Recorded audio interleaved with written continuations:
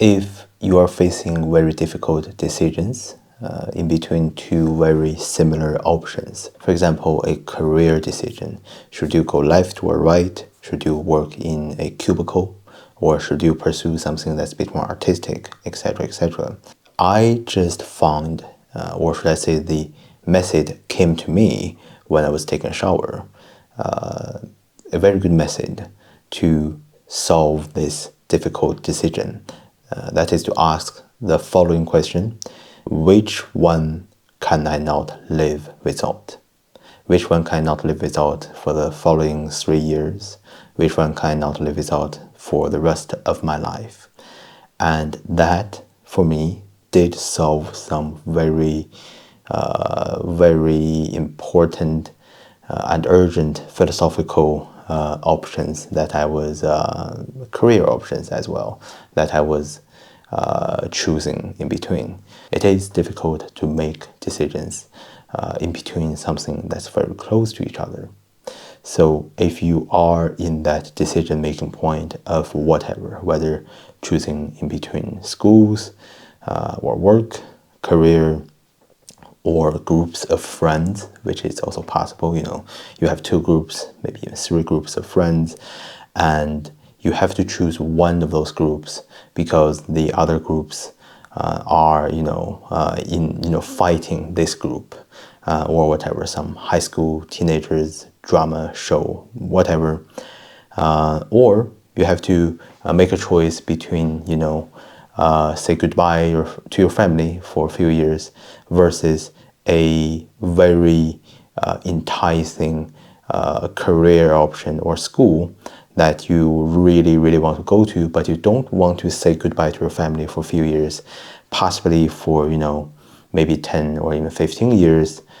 Maybe you have a dog that you really, really love, and if you say goodbye to the dog is already, very old, and the dog will probably die within a year or 2, but you really want to take the career or the school. Ask yourself this following question: can I live without my dog for the next 2 years to pursue this school or that career? And the answer for that is always, often, most of the time, is to, leave the dog to your family. They can probably take care of the dog for you pretty well without you, most likely, unless it's a terrible family, which is, a possibility. Then in that case, you should take your dog with you if possible. If you're deciding, say, should I pursue music? Should I pursue as a career as a painter, as an oil painter? Which is possible. I personally play music and make sketches, drawings myself.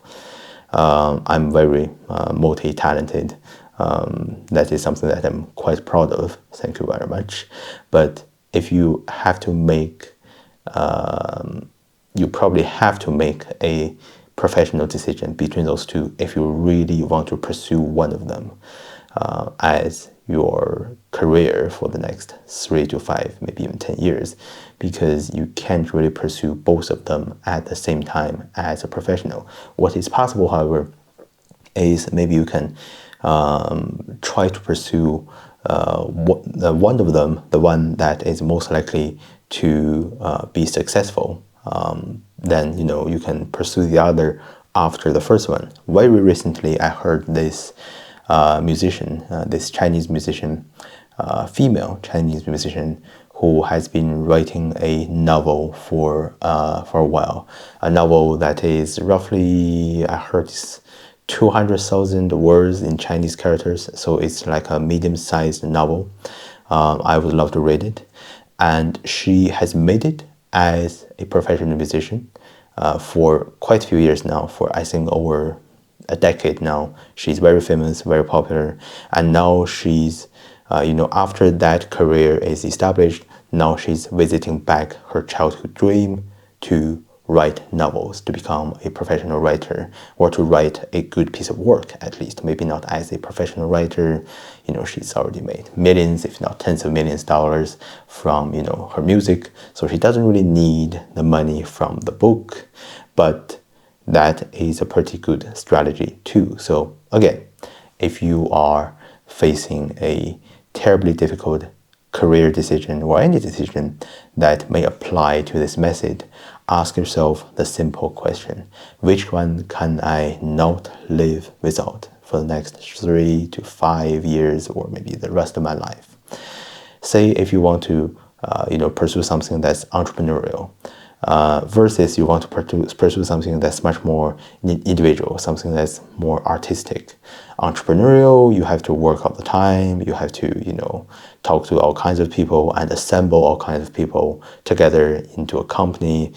You basically get no break days. You have to work with people all the time. You could be an introvert, and you can't really work with people all the time, all kinds of people, but you have to if you want to pursue that path. And you can also work as an individual artist, as an individual musician, painter, what have you. Which one can you not live without?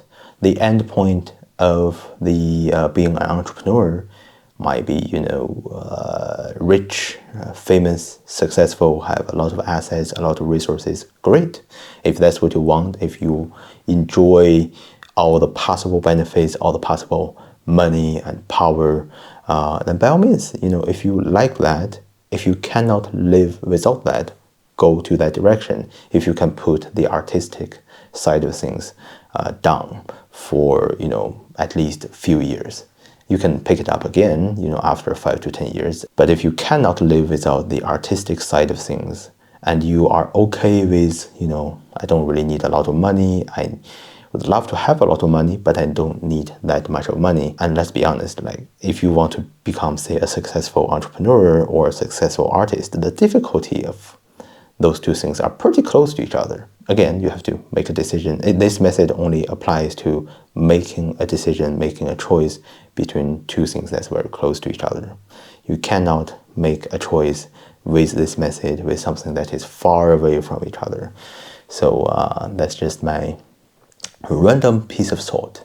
Now, I know that I have promised my dear 176 subscribers that I'm going to make a housing market related videos soon, which should be available within 2 days. I'm almost finished, so I did not forget that. This is just a in-between random thought that I have. Also a camera test. This is a new angle and also new lighting setup as well. So new focus mode, etc., etc. So this is also serves a purpose as a testing vid. So that is the end of this video.